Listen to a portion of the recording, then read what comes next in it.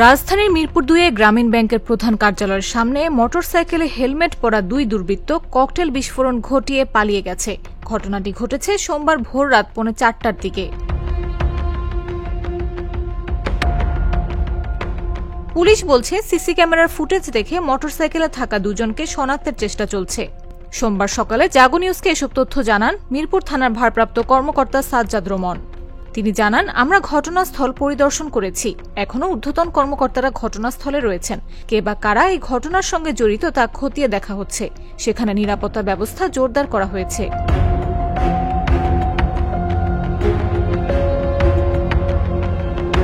OC বলেন, CC ক্যামেরার ফুটেজে দেখা গেছে ভোররাত ৪:৩০টার দিকে গ্রামীণ ব্যাংকের বাউন্ডারি ঘেঁষে একটি ককটেল ছুড়ে মারেন মোটরসাইকেলে থাকা দুই ব্যক্তি। ককটেল বিস্ফোরণের পর তারা পালিয়ে যান।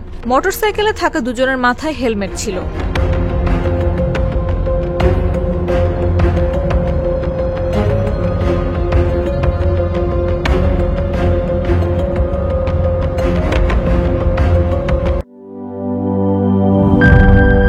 বিজলি কেবলস যে কোনো স্থাপনার বৈদ্যুতিক সংযোগকে রাখে নিরাপদ, কারণ এর স্কিন কোটেড ইনসুলেশন সম্পূর্ণ ফায়ার রিটার্ডেন্ট আর সেলফ এক্সটিংগুইশিং। তাই বিজলি কেবলস নিজেই নিজেকে নেভায়।